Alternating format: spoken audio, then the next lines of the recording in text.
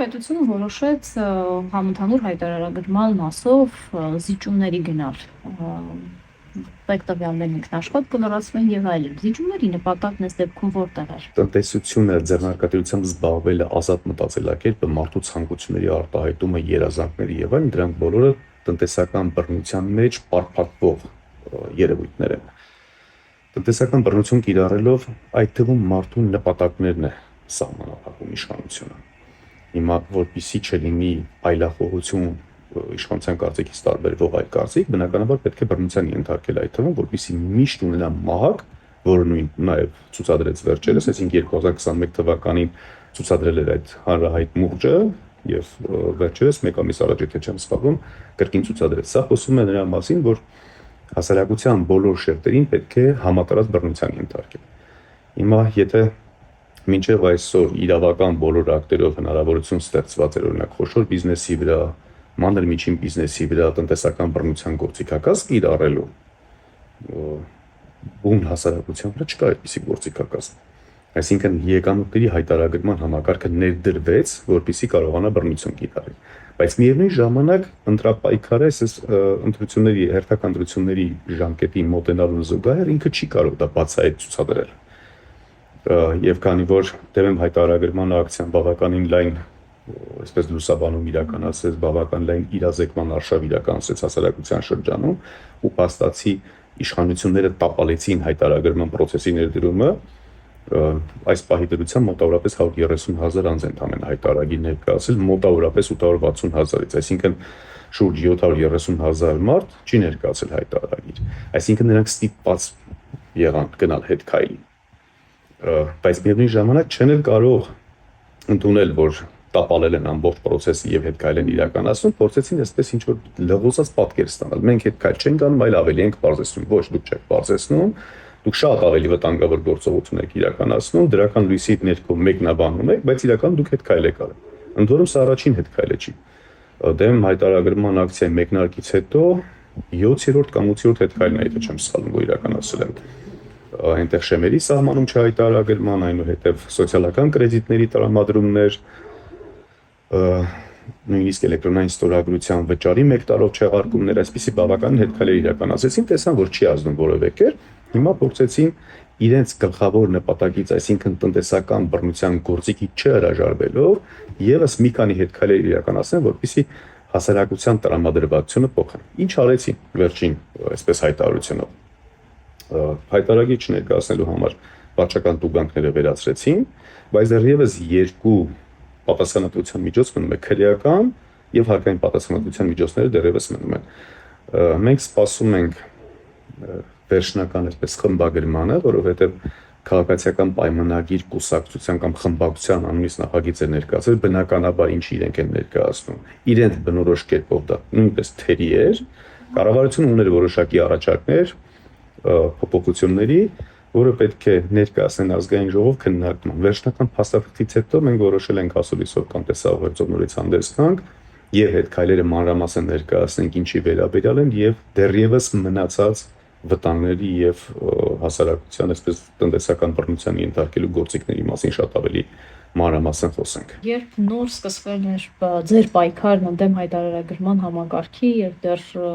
հայտարարում ենք, որ ուղղակի նախագիծն է վատը եւ այլն, հիշում եմ մի այսպիսի միտք ասացիք, որ իրենք այս գործընթացը տապալելու են եւ իրենք ետ քայլ են անելու։ Ի՞նչն է հուշում։ Մենք շատ པարզ գիտակցում ենք ինչի վերաբերյալ է այս օրինագիծը եւ նրանց թաքնված ցանկությունները ուր են տանել։ Եվ ընդհանրեն ճշգրիտ մաթեմատիկական հաշվարկ էր, այսինքն հետքայլ իրականացրեցին սկզբից մայիսի 1-ից ներկայացման վերջնաժամկետը հետաձգեցին մինչև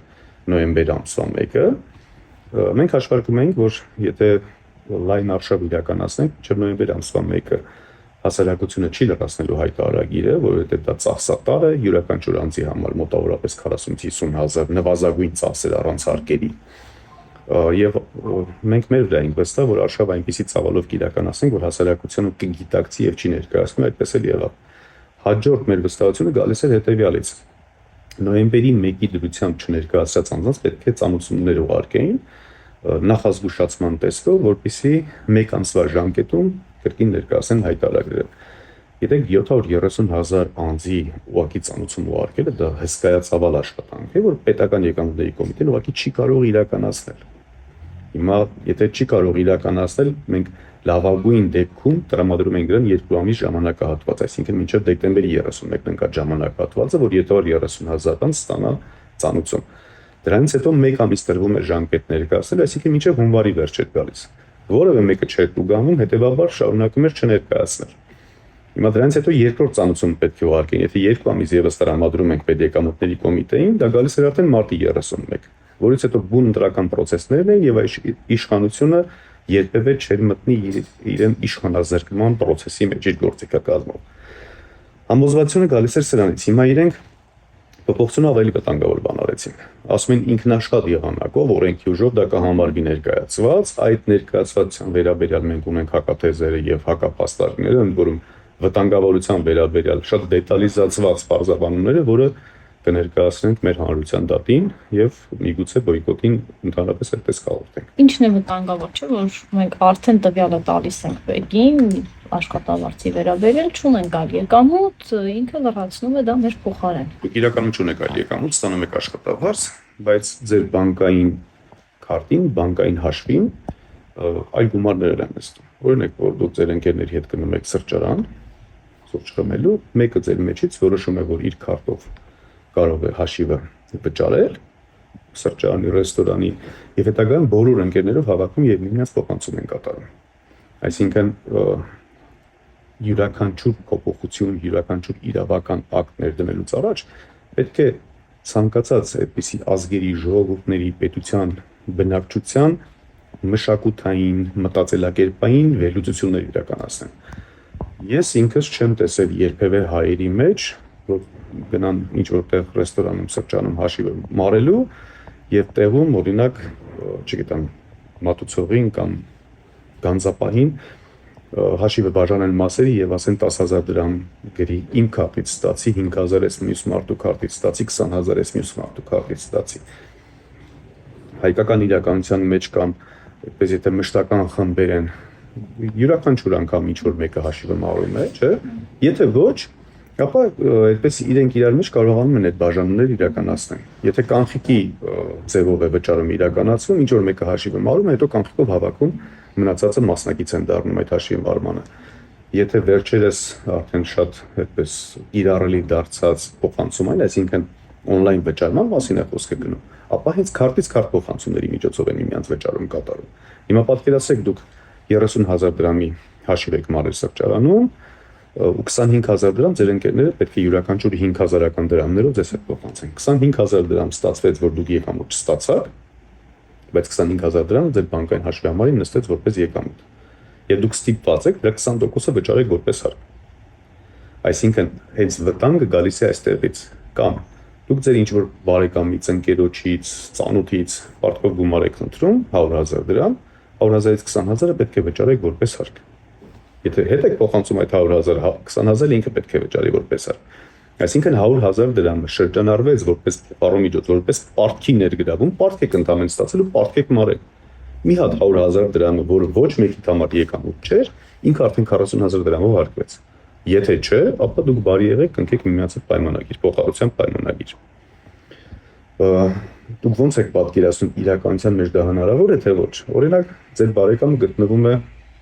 Ռուսաստանում, Ամերիկայում, Եվրոպայում եւ այլն, այդ 100,000-ը որ խնդրել եք ինքից էս փոխանցել դուք էլ հետ եք փոխանցել նրան։ Ինչպես եք այդ պայմանագրերը միմյանց հետ կնքել, կամ նույնիսկ եթե տեխնիկական խնդիր լուծեցիք, էլեկտրոնային փոստի միջոցով կարողացաք դուք պայմանագիրը ստորագրել, ուղարկել, բարեկամը նույնպես ստորագրեց, հետ ուղարկել ձեզ, ինքը ինչով է ավելի խնդրահարույց։ Դուք գիտեք, դուք մասնագիտությունից ելնելով տեղեկացված եք, իրազեկված եք, կարողանում եք դրանից օգտվել կամ կարողանում եք ձեր ծանոթ փաստաբանական, հաշվապահական, իրավաբանական, հոստրական կազմակերպություններին կամ մասնագետներին դիմել կամ Google որոնողական համակարգով ինչ որ մի հատ օրինակելի ձեր պայմանագրի վերցնել, մի ծանոթի հետ քննարկել դրույթները, պայմանագրերը կնքել։ Ինչպես եք պատկերացնում մեր հասարակությունը դա իրականացնի, ովքեր որ չունեն իրավաբանական կրթություն, տնտեսական կրթություն, այսինքն դրանք պետք է լրացուցիչ վճարեն։ Ինչ որ իրավաբանի վճարեն, ասենք 20,000 դրամ պայմանագիր կնքելու համար վճարեն, որպեսզի այդ 20,000 դրամ հարկից խուսափեն։ Այսինքն սա աննորմալություն է ուղղակի։ Եթե հայտարարագրման համակարգը պետք է ներդրվի, մենք ի սկզբանե ինչ նպատակներ էինք հռչակել։ Այս կարգավորումներով հայտարարագրման համակարգը չեղարկել, ներդնել փուլային տարբերակ, օրինակ պետական պաշտոնյաների առաջին փուլում, երկրորդ փուլում խոշոր բիզնեսմենների, այսպես որոշակի շերտավորված նվազեցում արել, բայց պարտադիր պայմանով հայտարարագրման այս բոլոր խութերը պետք է մեջից վերացվեն, օրինակ փոխառությունները երկու անձանց միջև ինչ որ մի տարբերակով, մենք ընդհանուր լուծումներ ենք տրամադրում ինչ տարբերակով, որպեսզի մարդկանց պայմանագրերով չծանրաբեռնենք, որոշակի տարբերակներով հարցի լուծումով կարողանայինք գնայինք մինչև իրական հայտարարագրման, այսինքն բարի նպատակ հետապնդող հայտարարագրման համակարգի ներդրմանը։ Ընդ որում ամենավերջին, այսպես պահանջի եղել է հայտարարագրման հմտությունների փոխանցում, օրինակ որպես կառավարություն, որպես պետություն, ես եթե լինում եմ կառավարություն, ես պիտի վստահ լինեմ, որ դուք կարող եք ինքնուրույն առանց որևէ խնդիր ու հետագա ձեր համար խութեր ստեղծելու ձեր հայտարարագիր ներկայացնեք եւ ոչ թե դրա համար դիմեք այլ անձանց։ Ձեր բանկային գաղտնիքը տրամադրեք որևէ ծառայություն մատուցող անհատի կամ կազմակերպության, որ շատ վտանգավոր երևույթ է։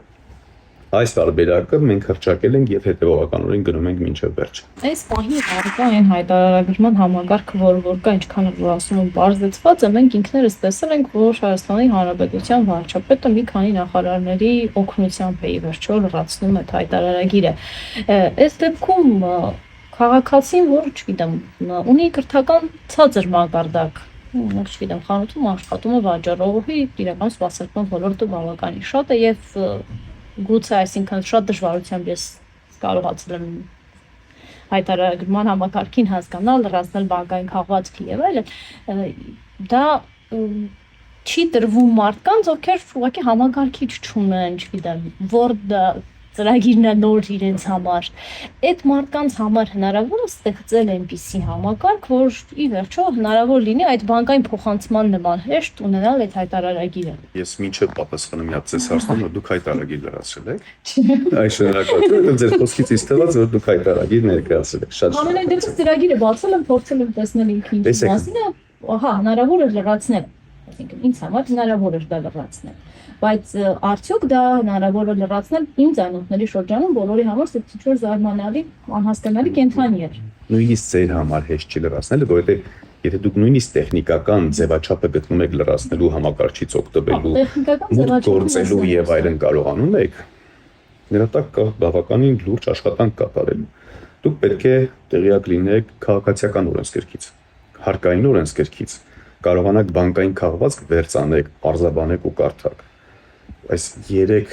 այդպես, գիտեք, քաղաքացիական օրենսգիր տիրապետելը դա նույնիսկ իրավաբանները չեն տիրապետում, իրավաբանության մեջ գոյություն ունի շերտավորում։ Քրեական իրավունքի մասնագետներ, քաղաքացիական իրավունքի մասնագետներ, վարչական իրավունքի մասնագետներ, այսինքն դա այնքան բարդ աշխատանք է, բարդ մասնագիտություն է, որ նորից են կրկնում, նույնիսկ իրավաբանները այդպես ճյուղերի են բաժանված։ Հարկային օրենսգիրքը, սա նույնիսկ վարչական իրավունքի մասնագետը չի տիրապետում հարկային օրենսգրքին բավարար չափով, իսկ բանկի քաղվածքը դա կոնկրետ աշխատանք եւ մասնագիտություն է վերցանում։ Նույնիսկ եթե տեսականորեն դա էլ գիտեք, սովորել եք, կարդացել եք, հարցրել եք եւ այլն, գոյություն ունի հետեւյալ խնդիրը։ Քարտից քարտ փոխանցումների պարագայում փոխանցողները չեն նույնականացվում։ Օրինակ, եթե ես ձեզ համարից հաշվի համար փոխանցում կատարեմ, իմ անունազգանունը երևալու է, բայց եթե քարտից քարտ են փոխանցում կատարում, եթե ձեզ 10,000 դրամ է անհրաժեշտ, կամ միասին մենք գնացել ենք, ընդմիջում ենք իրականացրել եւ հաշիվը դուք մարել եք, ես պետք է 10,000 դրամ ձեզ փոխանցեմ, քարտից քարտ փոխանցում եմ կատարում, որտեղում նստի կամ հեշտ էպես հարմար է եւ այլն, ասում քարտի տվյալները ասեք։ Դուք որ բացում եք ձեր բանկային քաղվածքը, այդ 10,000-ի կողքը չկա որևէ տեսակ մեկնաբանություն ով է փոխանցողը։ Դուք ստիպված ձեր 1 տարվա բանկային քաղվածքը պետք է ամբողջը վերցանեք, նայեք։ Կողքերը նշում կատարեք, որ փոխանցումները չունի նույնականացված անձ, գնում եք բանկ։ Բանկին դիմում եք, ասում եք, այս 10,000 դրամը այսօր հոկտեմբերի 20-ն է, հոկտեմբերի 20-ին ինձ կատարել են փոխանցում, բայց դուք լրացնում եք օրինակ 2026 թվականի մայիսի 25-ին։ Ես չեմ հիշում 7-8 ամիս առաջ ով է այդ փոխանցումը ինձ կատարել։ Խնդրում եմ ասեք ով է 10,000-ը փոխանցել, բանկն ասում է ես էլ չեմ կարող։ Ու այդպես դուք չկարողացաք նույնականացնել, չհիշեցիք, որ մենք միասին ենք այդ օրը ընդմիջում այլ 10,000 ես եմ փոխանցել, դուք ստիպված պետք է 2,000 դրամը հարկ վճարեք։ Բայց Եթե նույնիսկ որոշում եք, որ դե լավ, դե եկամուտ չեմ ստացել, երևի ինչ որ մեկը պարտքի մարում է կատարել կամ պարտքով է տվել եւ այլն, որոշում եք հարկը չվճարեք, քննչական մարմինը, հարկային մարմինը ձեր հաշվին ավելի շատ լայն հնարավորությունով մուտք ունի եւ իրեն պարտավոր է տրամադրել արդեն բանկը, այսինքն նրանք նույնականացված ունենալու են եւ գալու են ձեզ ասեն, գիտեք, այն 2000 դրամ հարկը չեք վճարել, վճարեք 2000-ը գումարած իր տուժերը։ Ամեն դեպքում մենք ունենք համաշխարհային փորձ, որտեղ հայտարարագրման համակարգերը ներդրված են Եվրոպայում եւ այլն։ Այնտեղ ինչպես են հաջողել, ինչու մեզ մոտ չի ստացվում։ Ամերիկայում կամ շատ այլ երկրներում որտեղ ներդրել են, ի սկզբանե նպատակը չի եղել հարկային բռնության կամ տնտեսական բռնության կիրառում։ Եղել է ընդհանրապես սոցիալական խնդիրների դեմ պայքարը։ Եվ շատ խոսում եք խրախուսման մեխանիզմների մասին, ասում եք, այ եթե այդ մեխանիզմները լինեն, կլինի պետությունն էլ այդպես վարվեց, չէ՞, ինչ որ եկամտահարկի վերադարձ, խմբակների, երեխաների փոխանցումներ, իսկ վարչապետը հայտարարում էր, այ այսքան արդեն հետ են փոխանցել։ Եվրոպայում, Ամերիկայում եւ շատ այլ երկրներում դրանք հետապնդում են բարի նպատակ։ Եվ պետությունը ունի այդքան ռեսուրս, ունի այդքան հնարավորություն, որպեսզի իրեն իրավունք վերապահի ասելու ու հայտարարելու, որ եթե իմ պետության մեջ ես չեմ կարողանում իմ քաղաքացիների համար արժանապատիվ վարձատրության աշխատանք առաջարկել, ապա ես թույլ եմ տալիս ձեզ ներկայացնել եկամուտների հայտարարագիր, տարվա վերջում ամփոփելով ձեր բոլոր եկամուտների եւ ծախսերը, տարբերություն հատված, եթե ես կտեսնեմ իրականում որպես պետություն կտեսնեմ, որ ձեր ծախսերը ավելի շատ են եղել, քան օրինական եկամուտներն են եղել, ապա տարբերություն հատված ես ձեզ փոխհատուցումներ կտրամադրեմ։ Հայաստանի Հանրապետությունը փորձեց դրա վրա խաղալ, բայց դուք հրապարակային ելույթներում իշխանության ներկայացուցիչներից մեր այս հակադարձումից հետո երբևէ դրսի որևէ երկրի օրինակի մանրամասն հետազոտություն եւ դրա վերաբերյալ տվյալ վստահաբար չեք կարող գտնել։ Չկա այդպիսի բան։ Հիմա ինչ արեցին այս կառավարությունները, դուք ասում եք իրենք էլ որոշեցին այդպես սոցիալական կրեդիտներ տրամադրեն։ Երբ որ դեմ հայտարարագրման ակցիան սկսեցին, 2025 թվականի բյուջեի մասին օրենքում փոփոխություն կատարեցին, 76 միլիարդ դրամ հատկացում արեցին այդ 100,000 դրամները հետ վերադարձնելու։ Այս է հետ քայլերից մեկն էր հենց։ Այսինքն եթե ի սկզբանե նպատակը բարի էր, բայց ինչու դեմ հայտարարագրման ակցիայից հետո այդ փոփոխությունը կատարեցին եւ 76 միլիարդը հատկացրեցին այդ ժամանակահատվածում, բարձր չէ, որ ազնիվ չէ, խափում են։ Երկրորդը 100,000 դրամ վերադարձնում են ուսանող զավակ ունեցող մարդուն, սա մի կողմից համարում ենք նորմալ։ Եթե դուք ունեք միայն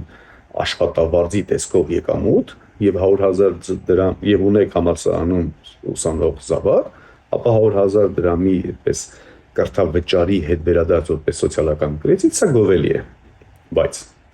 եթե դուք ունեք դպրոց հաճախող զավակ, դպրոցում մենք գիտենք, որ հանրակրթական դպրոցները անվճար են։ Վճարովի դպրոցները բացառապես մասնավոր դպրոցներ են եւ այսինքն վճարովի դպրոցի որոշում կայացնում է այն ծնողը, որը սոցիալապես ավելի ապահովված է եւ ինքը կարող է իրեն թույլ տալ զավակի կրթության համար լրացիչ վճար կատարել։ Հիմա ինձ կասեք աղքատ բնակչությունը ինչու պետք է վճարի, որ սոցիալապես այդ ապահովված մարդը իր զավակին ուղարկի վճարովի դպրոց եւ 100,000 պետությունից փող ստանա։ Սա նորմալություն է, չէ՞։ Եկեք փաստենք, որ սա չի կարելի ուղարկի այսպիսի բան։ Այսինքն մենք խոսում ենք սոցիալական հավասարության, սոցիալական համերաշխության մասին, ավելի աղքատից վերցնում ենք, որ ավելի հարուստին վճարի։ Սա հաջորդ աննորմալություն։ Այն մյուս աննորմալությունը։ Հիմա տեսեք, 100,000-ներ հետ են վերադարձնում, սրանք ընդհանրապես խաղկանք են։ Նախ տեսան, որ չեն կարողանում շատ հեշտ ու հանգիստ այդպես ներդրեն համակարգը, շահագրգռիչ միջոց դրեցին, որ համակարգը հենց սահուն ներդրվեց, դրանից հետո 100,000-ները վերացնելու են, ես սա վստահեցնում եմ ձեզ։ Եթե նույնիսկ չեն վերացնում 100,000-ները, այդպես լավատեսական սցենարով գնանք այս կառավարության հույսին։ Բոլոր այդպիսի ծնողները, որոնք որ սոցիալական կրեդիտները հետ են ստանում, նրանք նաև այդ միջանձնային փոխանցումները միմյանց միջև ունենում են։ Այսինքն ընկերներից փոխանցված գումարներ նույն սրճարանի հաշիվ փակելու ժամանակ ներգրաված փոխհարուցումներ, ստացված նվիրատվություններ, տարբեր այսպիսի եկամուտներ են ունենում, որոնց 20% հարկերի հանրագումարը կարող է տարվա ընթացքում կազմել 300,000 դրամ։ Այսինքն 300,000 դրամ ձեզանից ստանում են, որ 100,000 հետ վերադարձեն։ Քանի դեռ այդ 300,000-ը չեն տարել, բոլորը միամիտիպ կարծում են, որ այդ 100,000-ները իմիջայլուց բան են, այսպես ազնիվ մղումներով պետության կողմից օժանդակություններ են։ Ավելին ասեմ, ավելի վատ բան ասեմ։ Գյուղատնտեսությամբ զբաղվող մեր հայրենակիցները, օրինակ, կարող է ոչ որ եղջերավոր անասուն են պահում, պանիր են ստանում, պանիրը վաճառում են։ Պանիրի վաճառքից պետք է 20%-ով հարկվեն, որ իրենց ուսանող զավակի վարձավճարից 100,000 հետ ստանան։ Իսկ միգուցե պանիրից վաճառող պանիրի եկամուտից հարկը հենց կազմում է 400,000 դրամ։ Այսինքն պետք է որ 400,000-ը վճարեն, որ ինչ 100,000-ը հետ ստանան։ Ոչ իհարկե։